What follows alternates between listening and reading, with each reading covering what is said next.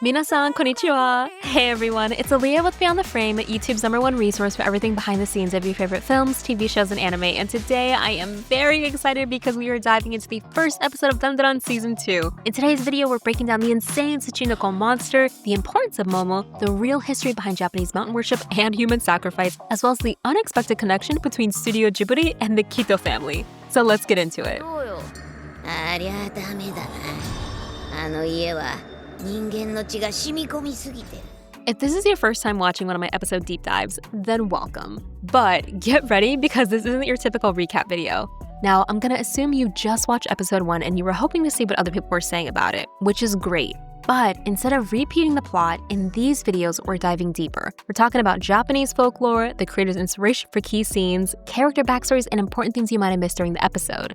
So if you're still with me, then I hope this video makes you appreciate the series even more, because the first thing I want to mention is the Tsuchinoko. I actually talked about this yokai in a previous DANDADAN video and also TikTok if you want to follow along, but essentially, Tsuchinoko comes from Japanese folklore and their name roughly translates to child of hammer. They're typically described as snake-like creatures with thick bodies and thin tails. So while they're seen as harmless tricksters, DANDADAN decided to give this creature a much darker twist. There were two myths that the creator drew inspiration from, the Nure Onna and the Yamata no Orochi. The first is believed to be a woman who devours humans with her snake-like body, whereas the second one is the legendary 8-headed serpent that demands maiden sacrifices. Combining all three transforms the harmless Tsuchinoko into the terrifying monster we will see throughout Season 2.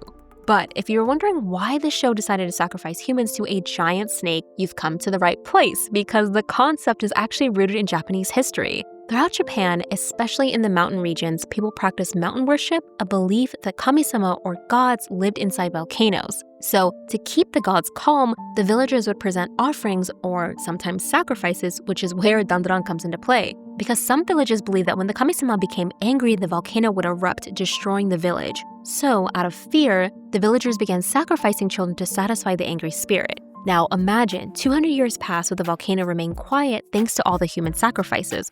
And in a twisted way of things, the spirit decides to, and I'm air quoting here, gift the villagers with a hot spring. Yeah, you can see how the storyline for Season 2 came to be. But I'd love to hear your thoughts on this, so let me know in the comments.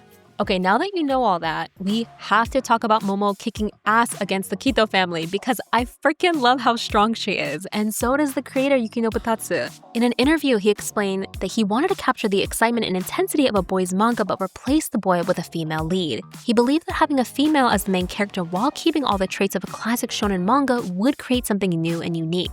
Plus, Tatsu-san admitted that Momo is his favorite character. I actually talk about this in my previous DANDADAN video, I'll drop a link below. But I'm bringing this up because I want to give you a quick refresher on Momo's powers.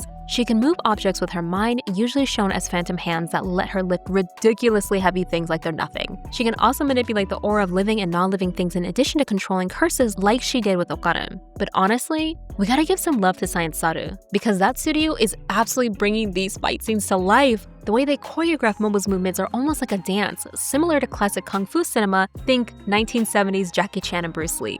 Science Saru layers her movements to make the fight scenes feel so beautifully realistic, and you know I'm a sucker for a good fight scene. But I think this episode really highlights the contrast between the Kito family's rigid, oppressive fight style and Momo's fluid, sleek movements, a classic freedom versus control theme. And speaking of the Kito family, I have to mention the mother. Yo, she's crazy, but hella strong. Now, I don't want to give too much away, but her family has been protecting this village for generations, with the idea being that it's their job to maintain the spiritual balance of keeping the giant snake god happy. However, as we can see, their warped sense of justice comes with an insane price. But the more I watch her, I can't help but think about the mothers in Studio Ghibli films. The DANDADAN creator talked about being inspired by Studio Ghibli, and the mom in the Kito family does kind of remind me of Dola, Pirate Mom in Castle in the Sky. Both are very strong-headed, with fierce personalities and a bit of dark humor. She even reminded me a bit of Lady Eboshi from Princess Mononoke, who was morally complex, with her guiding principle being, I'm protecting my people no matter the cost. But I will say, DANDADAN sure knows how to balance comedy with heavy drama, which is another thing I went into in my previous DANDADAN video because some of you might already know this, but the creator Tatsu-san shared that he doesn't like how dark and gloomy things feel these days. He wants people to laugh, and he also wants people to feel energized again. But most importantly, he wants people to walk away feeling something good, even if they laugh their way through most of it, which is something I really do appreciate about this show. Plus, in case you didn't know, the creator Yukino Watatsu is heavily involved in the anime process. He has attended recording sessions and keeps up with the storyboard, ensuring the anime stays true to the manga.